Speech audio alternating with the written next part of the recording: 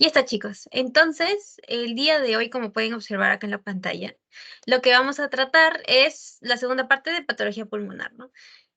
Lo que vamos a tratar el día de hoy básicamente son cáncer o tumores, infecciones y, bueno, eso es lo más importante dentro de todo. Muy bien. Entonces, este es el tema que vamos a tratar el día de hoy. Y bueno, siempre vamos a felicitar a las personas que han sacado 20. En este caso, 2 menciones especiales a Yuriko, porque ella no sacó 20, sacó 23. Y Fátima, que no sacó 20, sacó 22.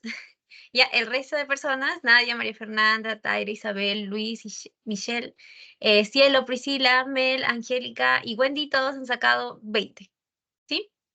Pero bueno, felicitaciones, chicos.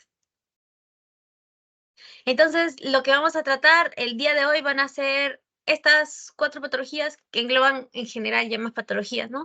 Primero, la hipertensión pulmonar. Segundo, las infecciones que les estaba comentando. Tercero, tumores pulmonares.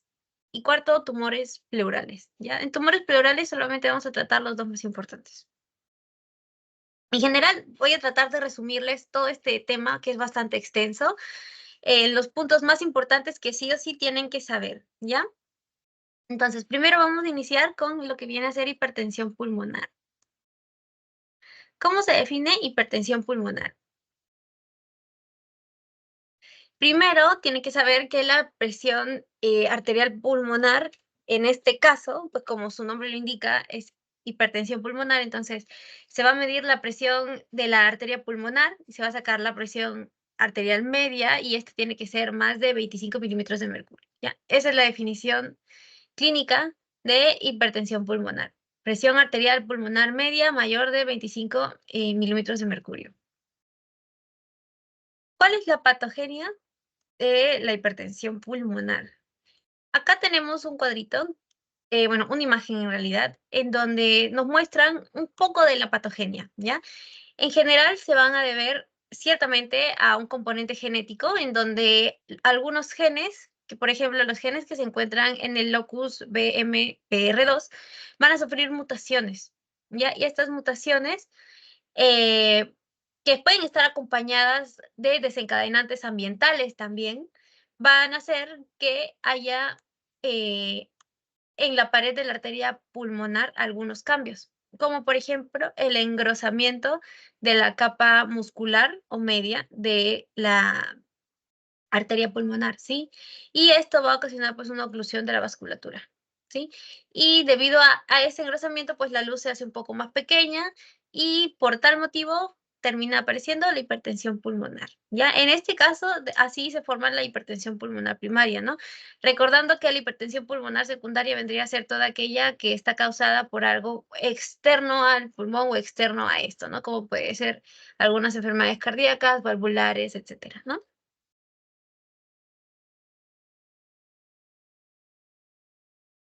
A ver. Entonces, como les estaba mencionando, ¿no? La hipertensión pulmonar también se va a asociar a algunas afecciones de origen cardiopulmonar y estas afecciones van a hacer que aumente el flujo sanguíneo pulmonar y a su vez que haya un aumento de la resistencia vascular pulmonar, ¿ya? Y esto va a terminar en la resistencia, el aumento de la resistencia del corazón izquierdo al flujo sanguíneo y finalmente en hipertensión pulmonar, ¿sí? Esto es básicamente la secuencia de eventos.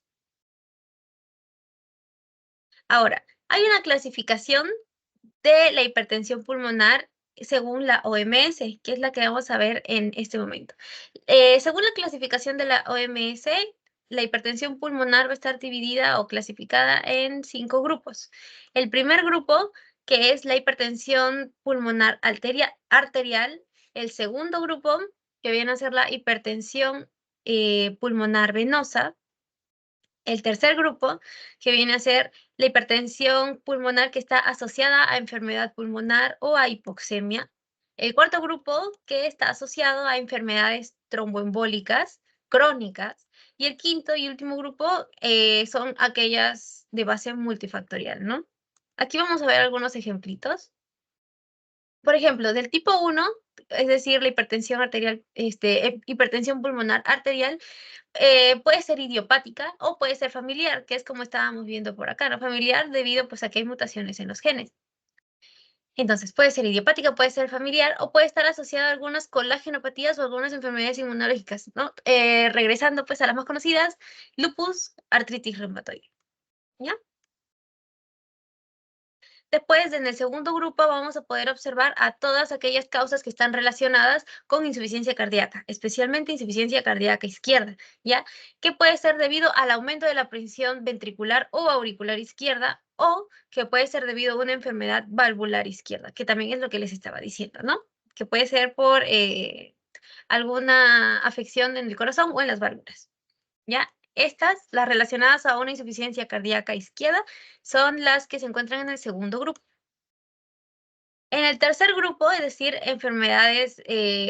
hipertensión pulmonar asociada a enfermedades pulmonares o hipoxemia, tenemos como principales causas a la enfermedad pulmonar obstructiva crónica, a algunas enfermedades pulmonares intersticiales y a trastornos del sueño, como lo puede ser, por ejemplo, el apnea del sueño, ¿ya? En el cuarto grupo, que es con respecto a las enfermedades tromboembólicas crónicas, pues va a ser principalmente causada por una trombosis pulmonar arterial, que puede ser proximal o que puede ser distal, ¿ya?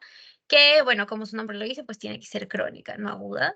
Y finalmente las que son de base multifactorial, que en realidad hay varias, pero las dos que probablemente les pregunten, si en caso les preguntan, vendrían a ser la sarcoidosis y la histiocytosis X, ¿ya?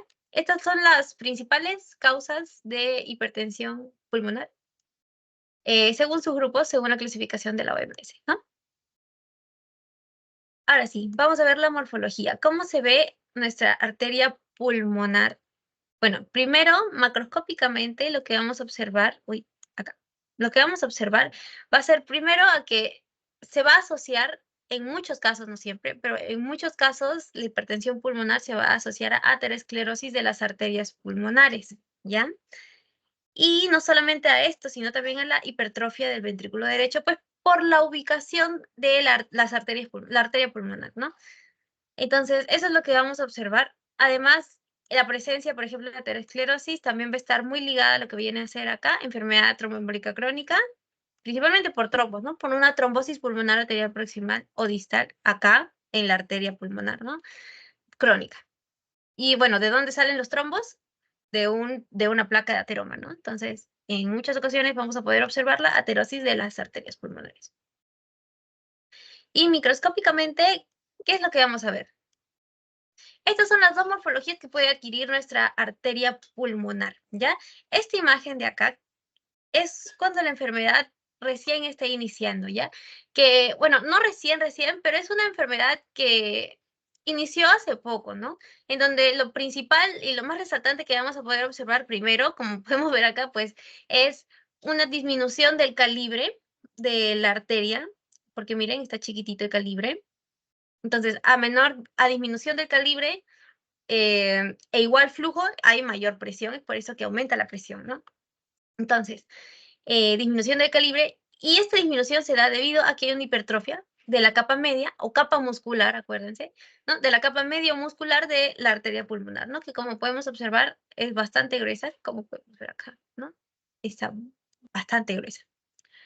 Posteriormente, en enfermedad más avanzada, vamos a poder observar estas estructuras que vemos acá, que son unas lesiones plexiformes, ¿no? Plexos, o sea, si se acuerdan del plexo braquial, que es como una red, ¿no? De nervios.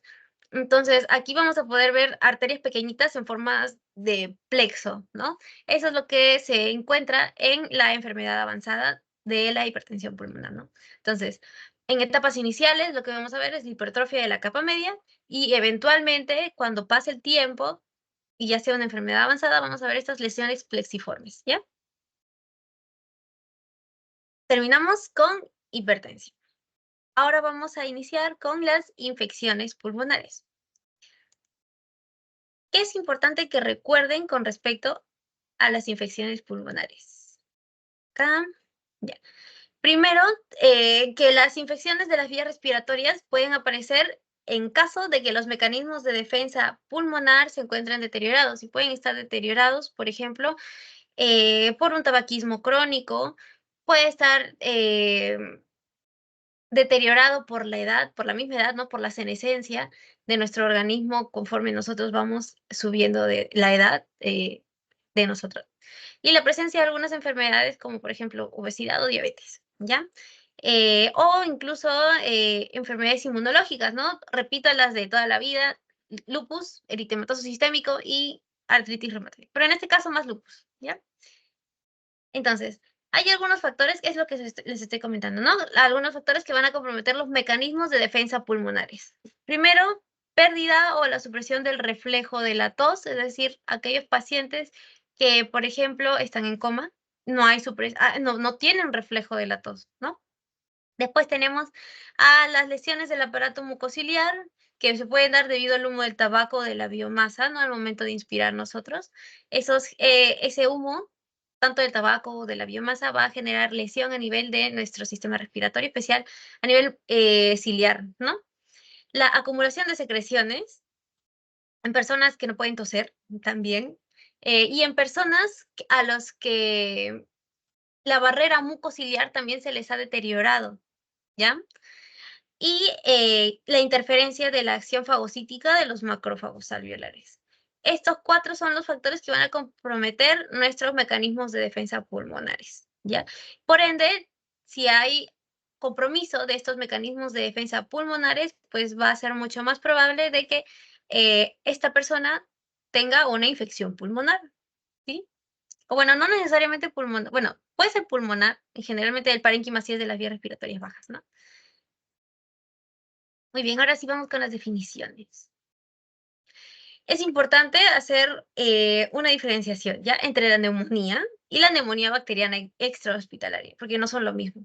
Parecidos, pero no son lo mismo. Ya la neumonía es cualquier infección del parénquima pulmonar, ya sea pues por estreptococo, ya sea por criptococo, ya sea por aspergillus, cualquier eh, histoplasma, ¿sí? Cualquier virus o bacteria que le haga daño al parénquima pulmonar se le va a considerar neumonía. Es por eso que hay neumonías virales también. Y hay neumonías algunas por hongos, ¿ya?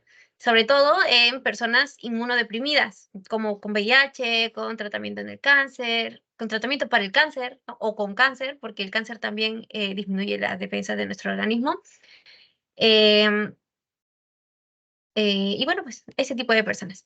Después tenemos a la neumonía bacteriana extrahospitalaria, que es la que nosotros conocemos, ¿no? La que tiene como eh, factores etiológicos, agentes etiológicos principales, especialmente al neumococo, ¿no? Al Streptococcus pneumoniae. ¿Ya? Es una infección pulmonar en personas que han estado previamente sanas y que se va a adquirir en un ambiente o en un entorno normal, ¿ya? Con entorno normal nos referimos a cualquier lugar que no sea el hospital, ¿ya? Cualquier lugar que no sea el hospital. O incluso después del ingreso hospitalario hasta 3 días. Después de eso se va a considerar una neumonía intrahospitalaria, ¿ya? Hay 2 patrones principales de distribución de la neumonía bacteriana extrahospitalaria. ¿Ya? Lo que vamos a ver en esta ocasión son estos 2, la neumonía y la bronconeumonía. Bueno, neumonía lobar o lobular y la bronconeumonía.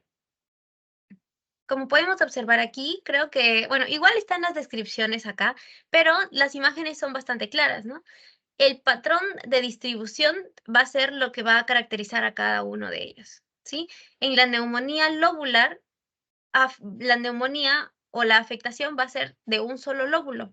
¿Ya? En este caso, por ejemplo, tenemos la afectación del lóbulo inferior del pulmón izquierdo, ¿no? Y en este caso, en la bronconeumonía, vemos que las lesiones no son necesariamente en un solo lóbulo, pueden ser en varios, pero la característica es que son lesiones parcheadas, es decir, son lesiones que aparecen como salpicadas, ¿no? Como podemos observar acá, ¿no? Puntito acá, no consolidan en una sola, no como en la neumonía lobular. Y eso es lo que vamos a ver aquí, ¿ya? Entonces, neumonía, afectación de un solo lóbulo, y bronconeumonía, es la configuración parcheada, que puede ser uni o bilateral, ¿sí? Puede afectar a uno o a ambos pulmones. En cambio, la neumonía lobular es más unilateral, ¿sí?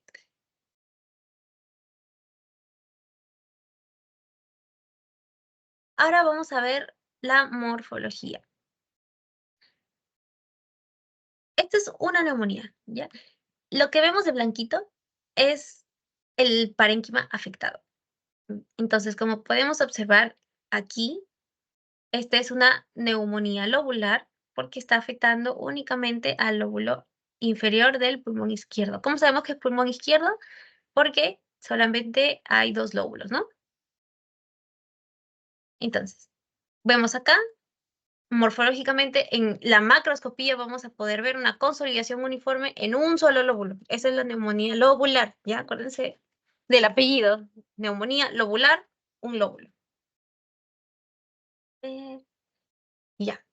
Esto también va a ser importante porque, pues, nuestra neumonía tiene 4 etapas. Ya, acá solamente hay 3, pero en realidad son 4 etapas, ya. La primera es la etapa de congestión. La segunda es la hepatización roja. La tercera es la hepatización gris. Y la cuarta ya es la etapa de resolución, ¿sí? Bueno, no tengo una imagen de la etapa de congestión, pero las que vemos acá son hepatización roja, hepatización gris, resolución, ¿ya? Entonces, lo que vamos a observar principalmente en la congestión es una ingurgitación vascular, es decir, un aumento del calibre de los vasos.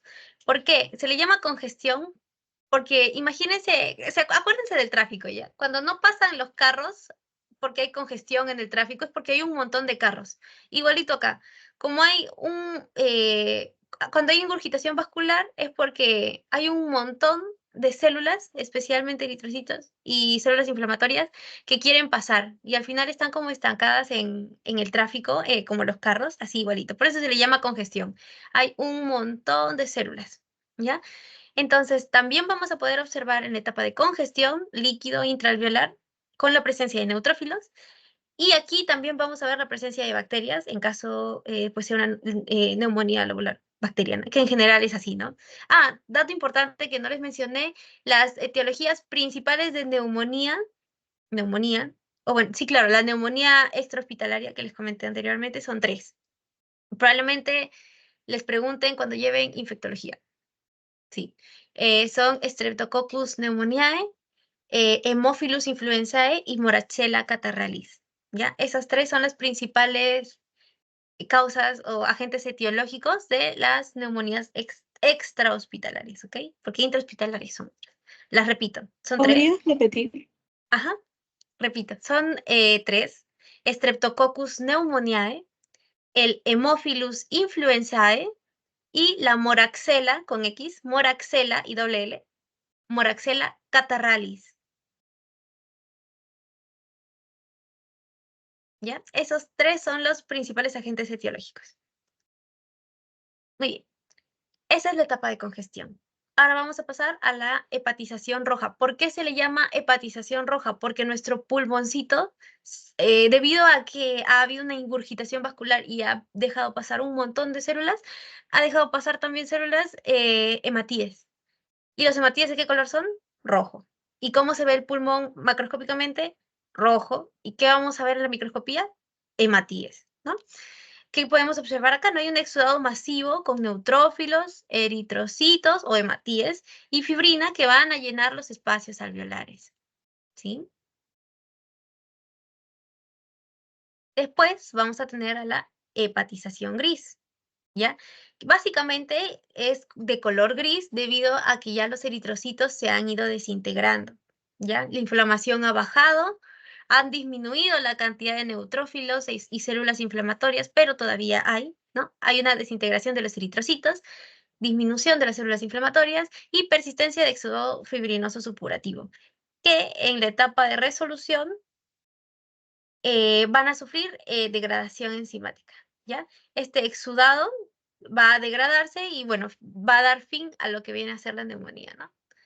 Estas son las 4 etapas de nuestra neumonía, ¿sí?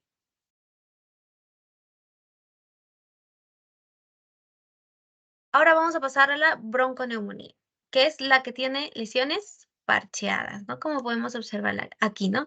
Si aquí las zonas, la zona afectada, ¿no? El lóbulo afectado era blanco, aquí también vamos a ver que las zonas afectadas se ven en blanco, pero se ven no consolidadas en un solo lóbulo, como podemos observar acá, sino un circulito por acá, otro por aquí y por aquí también, ¿no?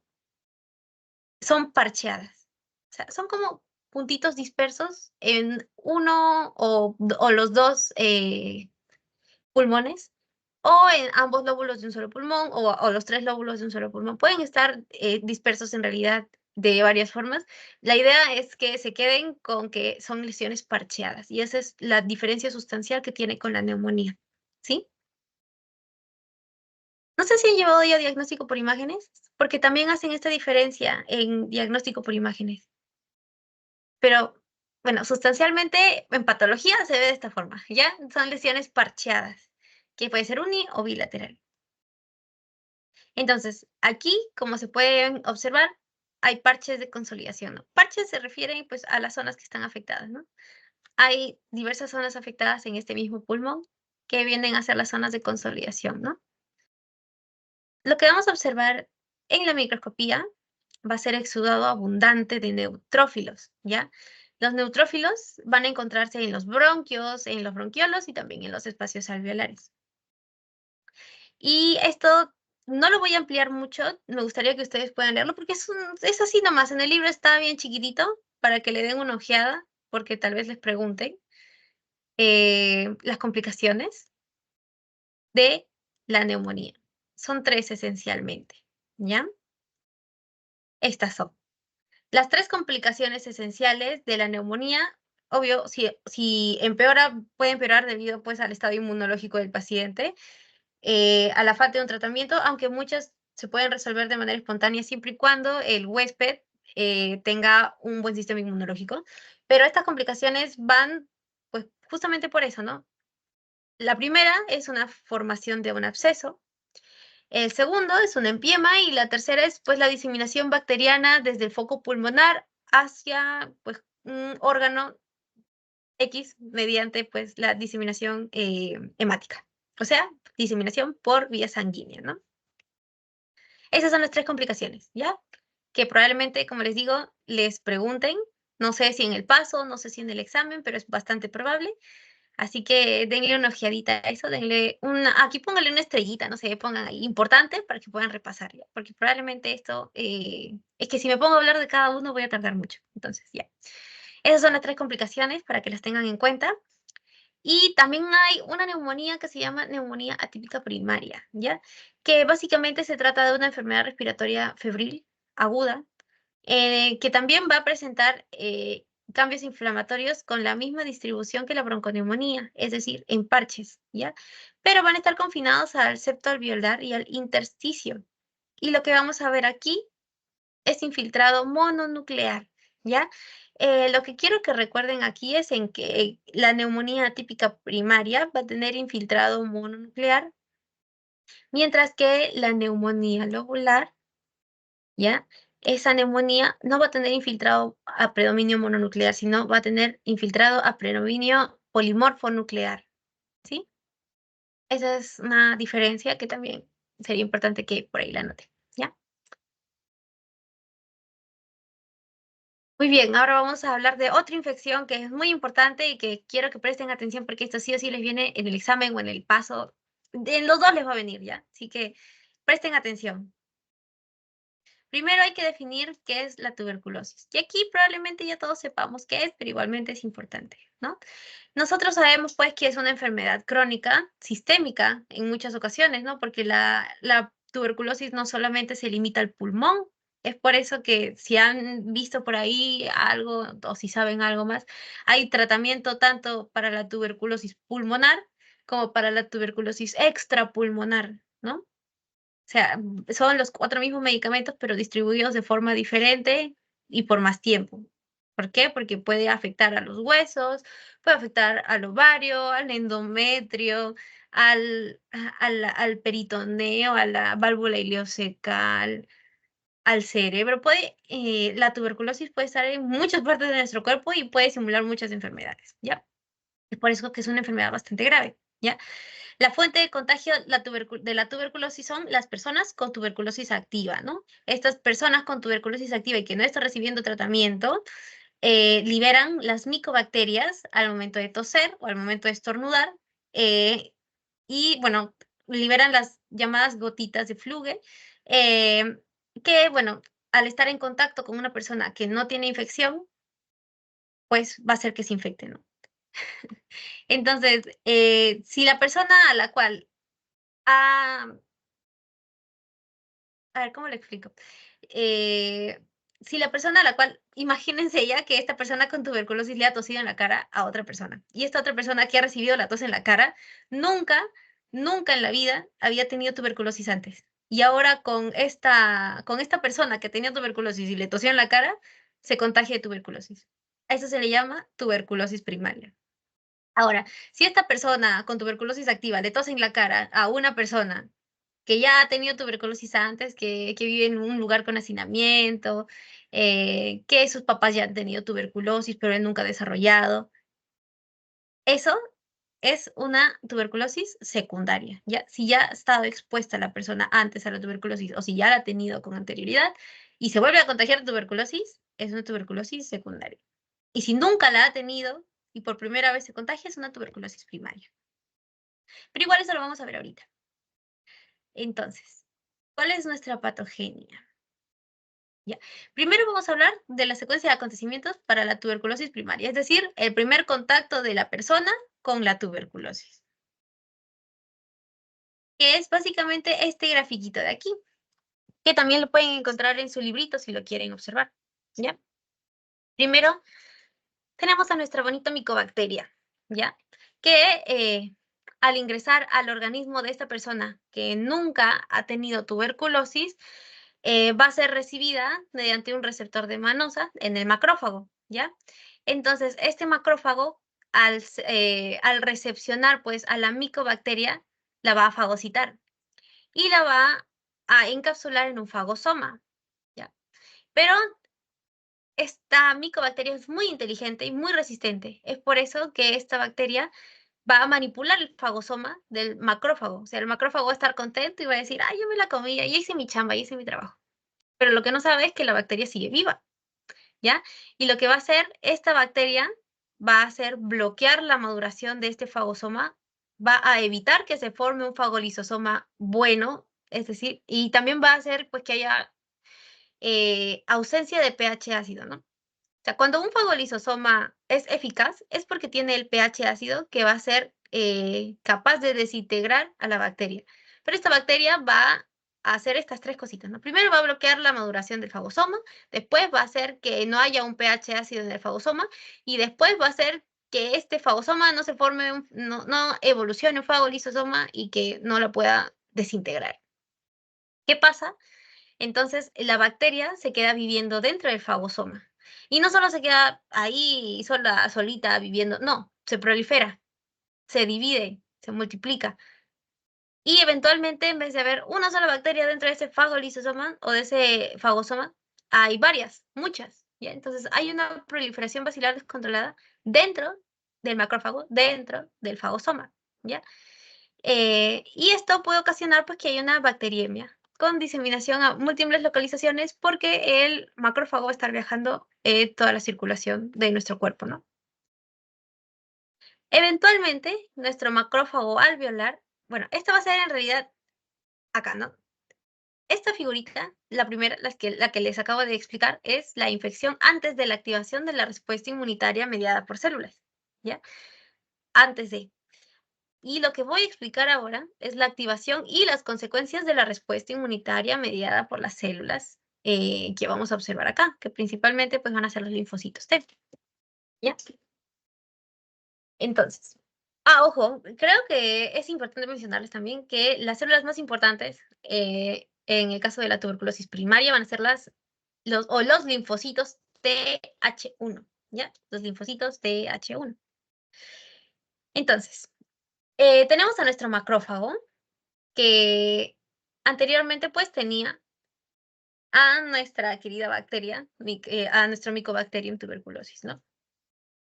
Entonces, ustedes saben que el macrófago tiene su complejo mayor de histocompatibilidad, ¿no? Este complejo mayor de histocompatibilidad se encarga de presentar antígenos a diversas células, ¿sí? Especialmente a las células del sistema inmune, las que se van a encargar de atacar al patógeno, ¿no?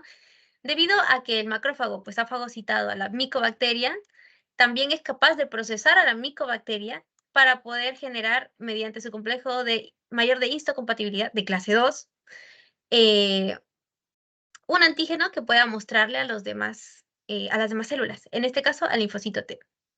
¿Ya? Entonces, nuestro macrófago alveolar le va a presentar al linfocito T el antígeno del Mycobacterium tuberculosis y también lo va a estimular con interleuquina 12. Entonces, ¿qué es lo que va a hacer este linfocito? Mediante esta, ¿cómo se le dice? Estimulación, por así decirlo, mediante la estimulación de la interleuquina 12 va a evolucionar y va a diferenciarse a un linfocito TH1, ¿no? O sea, ya no tiene un nombre, sino ahora tiene nombre y apellido, ¿no? ¿Ya? Tiene nombre, linfocito T, apellido H1, ¿ok?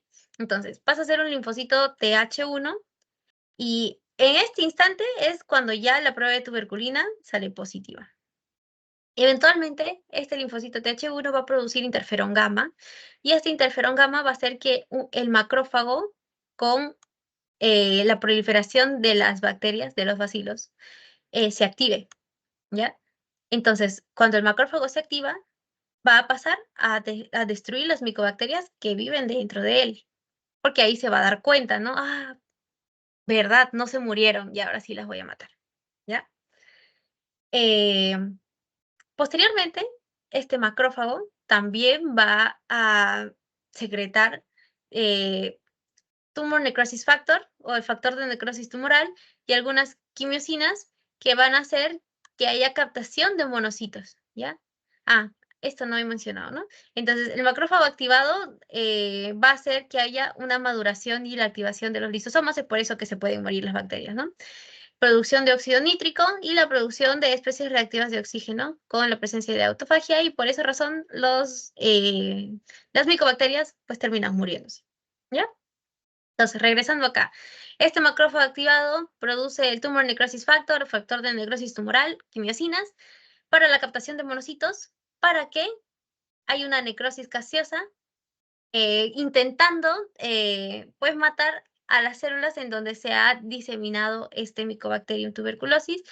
Y en esa zona de necrosis gaseosa, alrededor se van a poner algunas células epitelioides y alrededor nuestros linfocitos T sensibilizados para intentar encapsular, intentando como contener la infección para que no se escape. Y de esta forma se forma nuestro querido granuloma que vamos a ver en la microscopía, ¿no? Con casi los mismos componentes, ¿no? Un centro de necrosis gaseosa con la presencia de células epiteloides, células de Langerhans y la corona de linfocitos, así se le llama, ¿sí? Corona de linfocitos. Así como la corona radiada de los óvulos, porque está alrededor del óvulo, igualito es acá, en el granuloma, ¿ya? Es una corona de linfocitos, porque encapsulan a la lesión, encapsulan al granuloma, aunque son parte del granuloma, ¿sí? Esa es la tuberculosis primaria. Ahora vamos a ver cómo evoluciona la tuberculosis a lo largo del tiempo, ¿ya? Esta imagen también se encuentra en el libro, así que si quieren repasarla también, entonces pueden ir también al libro, ¿no? Hemos terminado con la infección primaria, ¿no? Entonces, en la anterior imagen, infección primaria. Ahora vamos a ver la infección secundaria y en general cómo pasa la tuberculosis a lo largo del tiempo, ¿no? Comenzamos en esta imagen entonces con lo que viene a ser una infección primaria, ¿ya? Con la infección primaria ya sabemos a lo que nos referimos, ¿no? Una persona que nunca antes ha tenido tuberculosis se sensibiliza por primera vez, ¿no? Una vez sensibilizada la persona, va en sus pulmones, y ahorita lo vamos a ver, va a formar un complejo primario, ¿ya? Con la presencia de casificación localizada, por ejemplo, en los ganglios, ¿ya? Una casificación localizada en los ganglios. Y eventualmente va a progresar a una tuberculosis primaria progresiva. Esta tuberculosis primaria progresiva puede diseminarse mediante vía hematógena y causar tuberculosis miliar en diferentes órganos, como por ejemplo hígado o vaso. ¿Sí? Esos son los dos principales órganos que pueden sufrir tuberculosis miliar. Ojo que la tuberculosis miliar también puede estar en los pulmones, en los mismos pulmones. Y también lo vamos a ver, ¿no? Como miliar, milio viene de semilla, una semilla chiquitita, como el sésamo, no sé si conocen el sésamo. ¿Han visto los panes de hamburguesa y las semillitas que están arribita del pancito de hamburguesa, el Burger King, por ejemplo? Esas son las semillitas de sésamo. Y así de chiquititas son las lesiones en la TB miliar, en el pulmón, en el hígado, en el vaso. Por eso se le llama TBC miliar. Entonces, tenemos, ya, ahí termina el primero. Después, otra vez regresamos aquí al inicio, con nuestra infección primaria y con nuestro complejo primario, ¿ya? Aquí se ve el complejo primario, ¿no? En donde hay la presencia de caseificación localizada, por ejemplo, en esta zona, o la casificación del ganglio, como podemos observar acá. Y puede seguir dos caminos, ¿ya? El primer camino que puede seguir es la curación completa, ¿no? Es decir, los organismos pasan a ser no viables y pasan a, estas lesiones de caseificación pasan a ser unas cicatrices únicamente, ya no funcionales. O el segundo camino es que esta infección pase a ser una infección latente, o sea, que no hayan organismos vivos, pero no activados, ¿sí? Y que se queden ahí en el pulmón, pero en stand-by, espérame que ahorita me despierto, ¿ya? ¿Y cómo pueden despertarse? Pues cuando disminuye la inmunología, cuando disminuye la inmunología en el paciente, o sea, cuando hay una alteración en el estado inmunológico del paciente, en el cáncer, en el VIH, ya son las que ustedes conocen, ¿no? Entonces, pueden quedarse como lesiones latentes que eventualmente se reactivan. Y cuando se reactivan, se le llama tuberculosis secundaria, ¿sí? Entonces, la tuberculosis secundaria también puede darse por reinfección, como les estaba comentando, ¿no? Es decir, se infectaron antes, se curaron y después se vuelven a infectar y otra vez tienen tuberculosis. A eso también se le llama tuberculosis secundaria.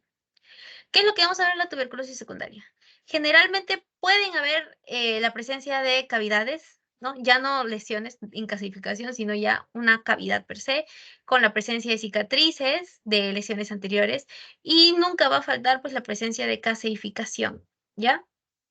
Las lesiones gaseosas en el caso de la tuberculosis secundaria pueden ser tanto pulmonares como extrapulmonares, ¿sí? Como por ejemplo, lo podemos ver en esta imagen, aquí en el pulmón o en los riñones, por ejemplo, ¿no?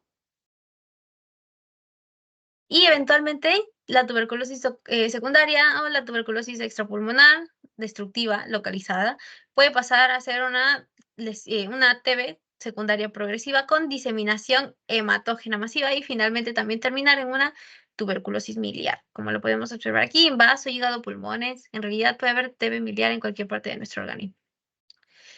Y bueno, esas son las secuencias, bueno, la evolución de la tuberculosis. Ahora vamos a pasar a ver la microscopía y la macroscopía también. Ya, esta de acá es la tuberculosis primaria. Vamos a hacerle una ampliación para ver mejor. Esa es la tuberculosis primaria, ¿ya? Que como les mencioné y siempre les voy a repetir porque tal vez les pueden preguntar, es cuando el paciente nunca ha estado sensibilizado, ¿ya? Aquí también lo estoy poniendo, ¿ya? Es cuando una persona no se ha sensibilizado con el antígeno de esta bacteria, es decir, una persona que jamás ha tenido TB, ¿no? Entonces va a iniciar en la parte baja de los pulmones, ¿no? En la parte inferior del lóbulo superior o la parte superior del lóbulo inferior, ¿ya? Esa es la afectación inicial que va a tener la tuberculosis primaria. Va a afectar a algunos ganglios y a esos ganglios afectados por la lesión caseificante se le va a llamar ganglio linfático caseoso. Y vamos a tener al foco de Gone también, que es una zona de inflamación que puede estar cerca del ganglio linfático, y esta zona de inflamación es generalmente de color blanco o grisáceo, como podemos observar por aquí. Y la unión del foco de Gone con un ganglio linfático caseoso da lugar al complejo de Gone. Eso también probablemente les pregunten. Así que ténganlo bastante en cuenta, ¿ya? Si no les preguntan ahora, les van a preguntar más tarde, en algún momento en la carrera, pero sí les van a preguntar. Tal vez ni en este curso, porque yo recuerdo que me preguntaron esto cuando llevé diagnóstico por imágenes. Muy bien. Aquí tenemos este otro pulmoncito que viene a ser una tuberculosis secundaria, es decir, el paciente ya ha estado sensibilizado con anterioridad. Esta, a diferencia pues de la tuberculosis primaria, va a afectar principalmente a los vértices de los lóbulos superiores.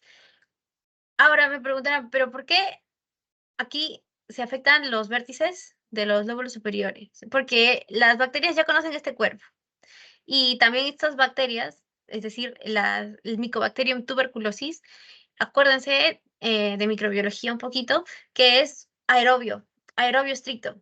¿Y en qué parte de nuestros pulmones hay más aire por gravedad? En la parte de arriba, en los ápices, en los vértices. Es por eso que en la tuberculosis secundaria vamos a encontrar principalmente la ubicación de las micobacterias en los vértices de los lóbulos superiores, ¿ya? La lesión inicial va a estar principalmente en la pleura apical, es decir, en la pleura de los vértices de los lóbulos superiores, y vamos a encontrar, o nos vamos a encontrar con lesiones de consistencia firme y también de color blanco grisáceo. A veces puede haber la presencia de cavidades, ¿sí? Eso también es importante que lo tengan en cuenta. Y es importante que tengan en cuenta también que dentro de las cavidades de la tuberculosis pueden asentarse otras infecciones que vamos a ver, como por ejemplo, si no me equivoco, el Aspergillus, ¿ya? Al Aspergilloma le gusta mucho encontrar o buscar cavidades hechas por el Mycobacterium tuberculosis y asentarse ahí, y ahí crecer su Aspergilloma, ¿ya? Ahora sí, vamos a ver la microscopía. Aquí están señaladas varias partecitas, que es lo que estábamos viendo anteriormente en la imagen. Esto es lo que principalmente se tienen que llevar, ¿ya? Primero, la necrosis gaseosa, que se ve como rosadito, se ve eosinófilo, una zona central de necrosis gaseosa. La corona de linfocitos, que acá no se aprecia muy bien, pero esencialmente también es una de las características de un granuloma gaseoso.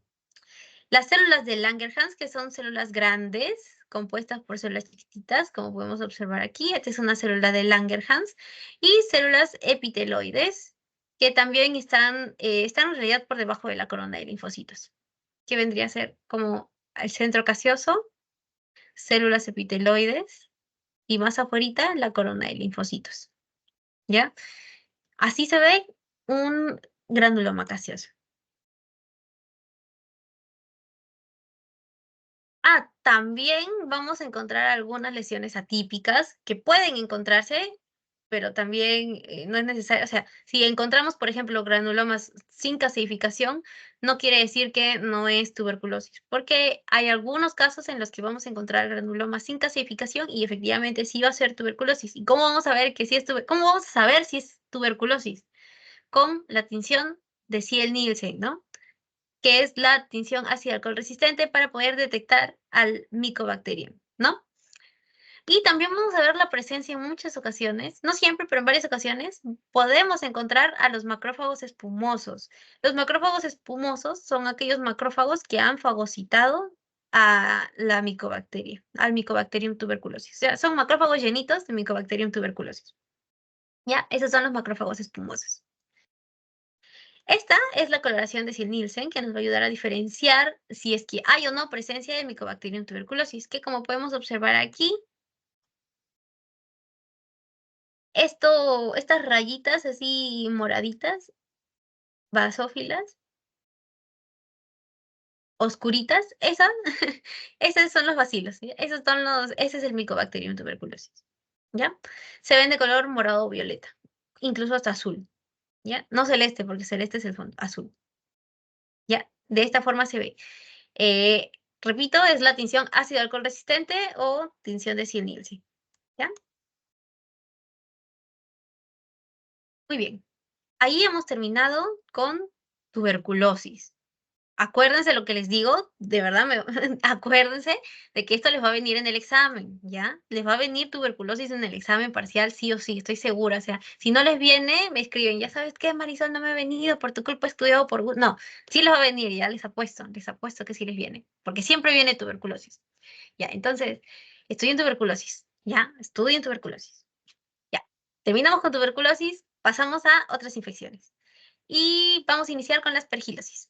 ¿Qué es lo que les estaba comentando? Primero, hay que saber qué es lo que es la aspergilosis, ¿ya? Es una enfermedad que es causada por Aspergillus. En realidad, Aspergillus tiene mucho, en realidad es Aspergillus sp, pero principalmente vamos a encontrarnos con el Aspergillus fumigatus, ¿ya? Este es un tipo de moho que es bastante común en ambientes interiores y exteriores, y como nosotros lo vamos a adquirir es mediante la inhalación, ¿ya? Morfología, aquí tenemos un aspergilo, ¿ya? Una lesión por Aspergillus fumigatus. Hay dos tipos de lesiones en el caso del Aspergillus, ¿ya? Las lesiones no invasivas y las lesiones invasivas, ¿ya? Ahora les voy a decir las características de cada una. Aquí tenemos a una no invasiva, como podemos ver, ¿ya? Entonces, en las no invasivas, el hongo lo que va a hacer es colonizar los conductos o cavidades patológicas. En este caso, acuérdense lo que les dije de la tuberculosis, ¿ya? Esta es una cavidad hecha por la tuberculosis. Y en esta cavidad se ha asentado el Aspergillus, ¿ya? Como les dije antes, al Aspergillus le gustan mucho las cavidades, ¿ya? Y curiosamente o paradójicamente, pues al Mycobacterium le gusta crear cavidades, sobre todo si es una tuberculosis secundaria, le gusta crear cavidades. Entonces, se forma la cavidad por tuberculosis y ahí puede asentarse el Aspergillus y puede formar un aspergiloma incluso, ¿ya? Sí. Y después tenemos a las invasivas, ¿ya? Las invasivas básicamente tienen que ver con la presencia de estos hongos en la sangre. ¿Por qué? Porque estos hongos, o va a haber una invasión micótica angiovascular, es decir, estos hongos van a invadir los vasos sanguíneos y pueden causar trombosis micótica. En este caso, por ejemplo, pues han causado un trombo de gran calibre en esta zona, ¿no? Acá en el corazón, por ejemplo. ¿Ya? Esas son las lesiones invasivas, ¿no? Esos son los dos tipos, perdón, de infección por Aspergillus. La no invasiva, que son invasión de cavidades, y la invasiva, que es ya cuando entra el torrente sanguíneo, porque hay invasión micótica angiovascular, ¿ya? Ya. Y microscópicamente se ve de esta forma, ¿ya? Microscopía, o lo que vamos a ver en la microscopía, son hifas. Ustedes saben cuál es la diferencia, ¿no? De hifas, pseudohifas y levaduras. Ya, bueno, las hifas son larguitas, ¿no? Entonces aquí vemos las hifas, ¿no? Que son larguitas, que tienen bordes paralelos, es decir, están así. Tienen un diámetro de aproximadamente 7 u 8 micrómetros y crecen en un ángulo de 45 grados, ¿sí? Aproximadamente, en un ángulo de 45 grados. Obviamente 45 de 180 o de 360, ¿no? 45 grados. Esa es la distribución principal de las perejillos, ¿ya? Hemos terminado entonces con las